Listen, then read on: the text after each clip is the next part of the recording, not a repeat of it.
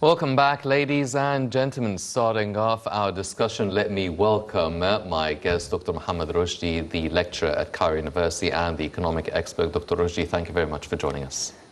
Thank you for you. First of all, I would like to say good evening for you and our audience, and I would like to thank you and the program team for this kind invitation. Thank you very much, sir. Now, before we start talking about the $100 billion worth of exports, today Egypt is celebrating the first anniversary of the Egyptian Nuclear Energy Day. Now, commemorating the agreement that was signed between Egypt and Russia.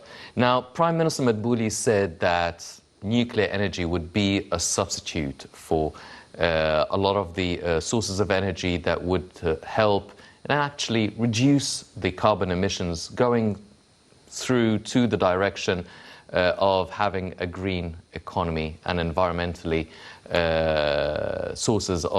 friendly sources of energy.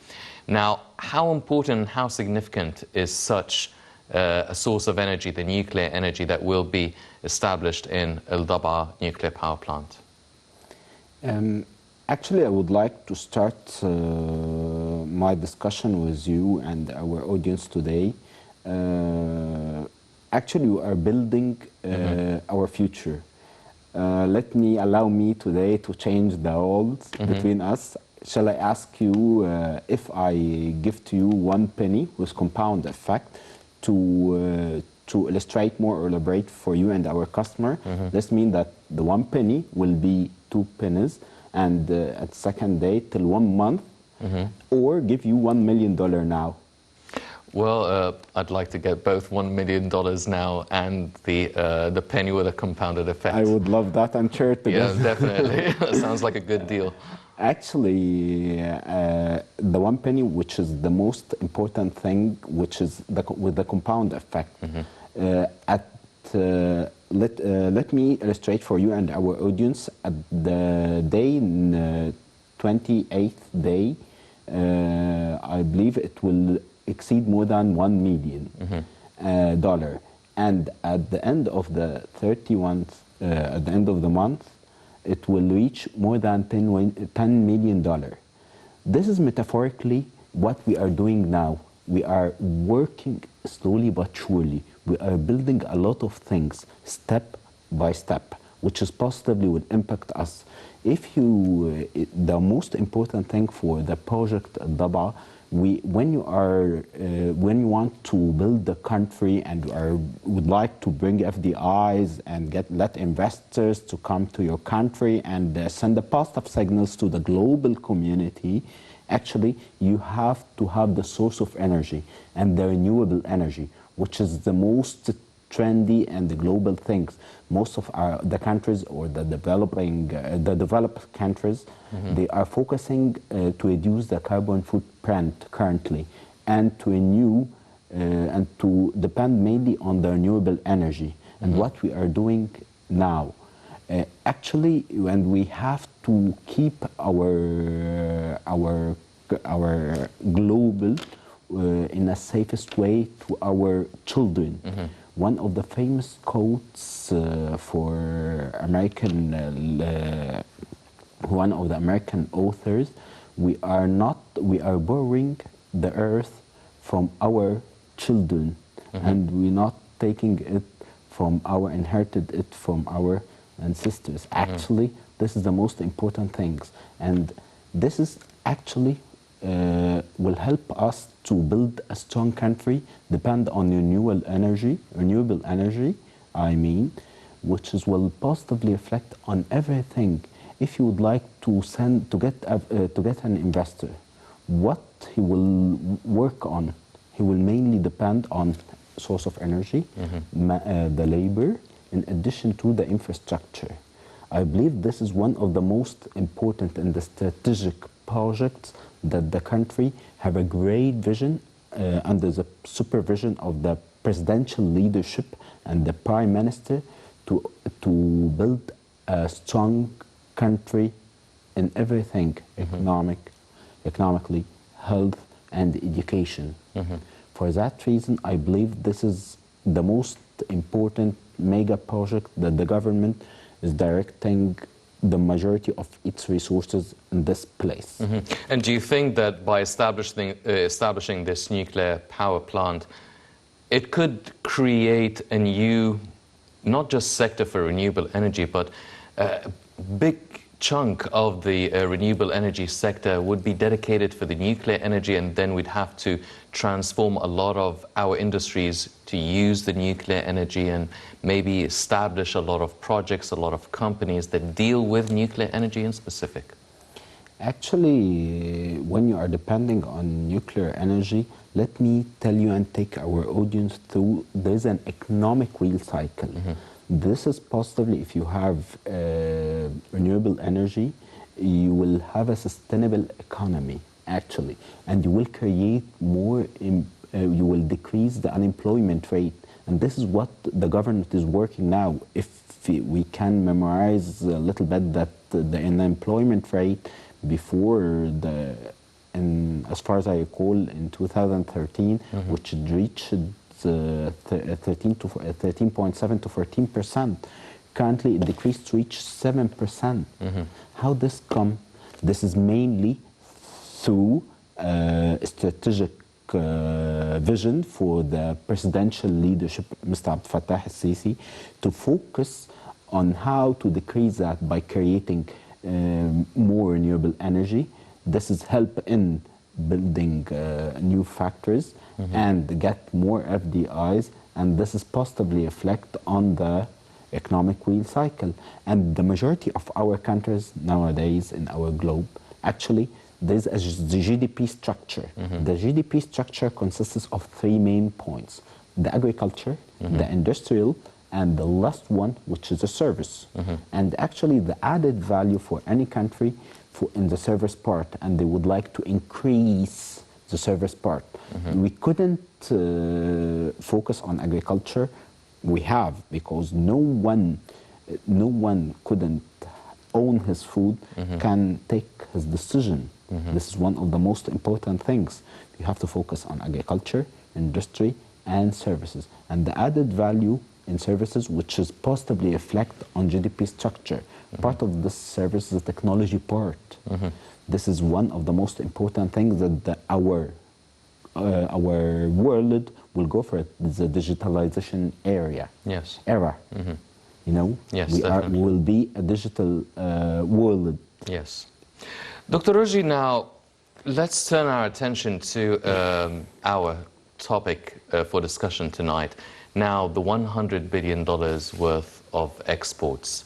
Now, the President highlighted that this is the goal, this is the aim, and it might sound like a dream, but the dream is possible. Now, before we start talking about how we could reach that goal and reach that dream, where are we now in terms of exports versus imports? I understand that we do have an increase in exports, but how far is the $100 billion goal? Actually, it was a great, I would like to start answering this question. It was a great idea to have a dream, to achieve it. Let me start with one of the famous quotes for Steve Jobs. To me, ideas are worth nothing unless executed. The challenge in execution, actually, I believe that we will face a lot of things in terms of execution. President Abdel Fattah al-Sisi ambitiously calling last August for raising Egypt's industrial investments and in its non-petroleum, and I would like to highlight this point. This is aligned with the part of sustainable to don't depend on non-sustainable energy sources. Non-petroleum exports to 100 billion over the next 3 to 4 years. There is a strong political to place export promotion as a national priority. This is one of the most important things. And I believe we have a lot of things. And the Minister of Trade and Industry, Naveen Gama, on several occasions, that efforts to achieve this target would include 3 main pillars: logistic facilitation, in addition to addressing obstacles facing exporting business and opening more market for Egypt. with focus on expanding export in Africa. This is the most important things. You know, if I would like to take you and our audience through something which is important, and we have to focus on it, we have to have a vision. We are calling the European countries or the developed countries, they are considering Africa as an emerging market. Why they are considering that? It's potential market. You know that in the developed countries, the market is almost saturated. Eventually, how they can produce service and goods, where they can promote it. Yes. They will manufacture it and put it in their countries. If we deeply dive deeply and analyze the age, pyramid age in African countries and in the developed countries like Europe and America, you can see easily that Africa is called a youth content, actually. Why they are considering that? Because the age of pyramid, the majority of the people in Africa, they are youth. And you can easily depend on them in manufacturing, in agriculture. They could build easily any country. Yes. In addition to, they will consume the products. This is the most important things. What we are thinking nowadays is to focus when we are importing, when we are exporting things, I mean, we are exporting it not raw materials anymore. We have a lot of African countries, they are, for example, they are exporting the petroleum in a raw, as a raw material, and the cotton for the textile, and a lot of things. And they are importing it triple or quadruple the price. Yes. We are trying to educate our laborers and our citizens in African countries to how to do that, and to get experts and to let export it after manufacturing. This is what we are calling the added value. Yes. Nowadays there is a challenge, and the competitiveness is quite high. And I believe that every country should has a competitive edge. This is the key for success. Yes. And the key to have a great and strong economy. Well, you've mentioned one of the pillars on how to really reach that goal and realize that dream of $100 billion worth of exports. Now, the African market, the African continent, it constitutes the biggest market, as you've mentioned. Now, the competitiveness you're talking about, do we have an edge by being in Africa, the geographical advantage of it? Do we also have an advantage of having closer ties with the African countries, maybe as opposed to other European or American or Asian countries? Do we have that sort of advantage? But at the same time, a lot of the African countries, they're importing from the developed nations, as you've mentioned. So do we now have this competition with the developed economies in selling our finished products, as you're mentioning, to the African states? Do we have an advantage against the developed countries? Actually, I would like to take Egypt as a great example for that. There is a competitiveness report. Egypt, actually, its rating advanced around 20 ranks in just a couple of years.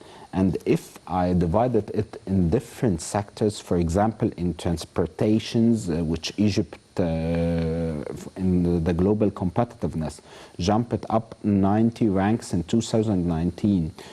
Off-road infrastructure, leaping to the 28th place, up from 118 in 2014. In addition to the UN Global Knowledge Index 2020, Egypt jumped 10 places in 1 year just in human development. Egypt ranks up 15 out of 36 in this part, in addition to advanced indicators, moving up 23 ranks in technology, vocational education and the training, and 11 ranks in pre-university education. Those things, if they are integrated together, help the country to have a competitiveness. Actually, we have a lot of competitiveness and competitive edge eventually. The location, in addition to the manpower, we exceeded more than 100 million citizens. This is a great manpower. And the pyramid of age, as I told you previously, and our audience, the concentration in the youth, this is, we have a fortune. We can best utilize them, and we can build a lot of things. But actually, we have to put the motive for the new generation to go outside from capital and crowded places. Yes. Because we are focusing on around 6% from our land area. Our land. You could imagine that. If we do that, we will have a great expand over the country, and we will get a lot of resources, and GDP per capita will increase, and everything, and we'll have luxury. And honestly, I have to distinguish what the government under the supervision of the presidential leadership, Mr. Abdel Fattah al-Sisi, now he is working with all sectors in the government to build a new infrastructure, to expand, to put a motivation for youth to go away from Cairo and crowded places, in addition to create new jobs outside, the new capital, the mega projects. In every crowded place or country, there is a new country is building now. Yes.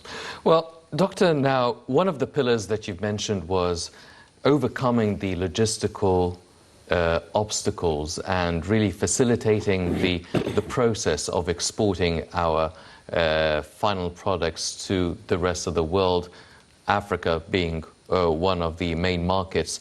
Now, what sort of measures is the government taking to really overcome all these logistics and the red tape and all the sort of logistical obstacles that an exporter needs to overcome to be able to export more? Actually, one of the most important things that the government is working on it, which is to have a free zone and to change a little bit the legislation part. And this is the GAFI in the General Authority for Investment with the coordination of the government and parliament. Actually, they are working on a new laws to help for that. In addition to that, the GAFI applied the concept of one-stop shop. Yes. The concept of one-stop window, actually. I believe I would like to say the one-stop shop, but it's actually one-stop window. It's in one place. As an investor, you could finalize everything, everything. Your license, you can get it, you can establish your company, you can issue your commercial register, you can get all the approvals. This is one of the most important things that send a positive signals for all countries and for the investors to come and invest their money in Egypt. And this is, by the way, which is positively reflected on the competitiveness report and lead to be on an advanced level currently, on an advanced rank. This is in addition to the special economic zone that the government established in Suez Canal, and they are actually give more privileges in establishing business and running coast are less and they are expanded. Them from duties. Those are the most important thing to have to incentivize people and let the foreign investors, and in addition to the local investors, Yes. to come and invest their monies, not to leave them at banks. Yes. And this is positively reflect on the economic real cycle and the GDP growth. Egypt has an ambitious plan for the GDP growth. We are planning to reach in near future like 5.5 to 6% GDP growth. This is one of the most important things. We have to overcome all the obstacles. First of all, in terms of legislation, the manpower, the energy, the infrastructure, the roads, everything. You have to link everything. The education, the health. Who is building the country? Who the manpower? The manpower, the Egyptian citizen will not. We have 100 million Yes. citizens. We shouldn't get people from outside. Yes, We have to best definitely. utilize our citizens, and this is positively will reflect on the employment rate. Yes. Well, ladies and gentlemen, the Egyptian economy, it's not just a vision by Egyptians or a hope to really increase the growth of the economy. It's also something that has been realized by the International Monetary Fund. It actually recorded an increase in the Egyptian economic growth for the year 2021 by 3.3%, even though a lot of the global economies are suffering from a decline in economic growth. Let's check out this report and we'll be right back.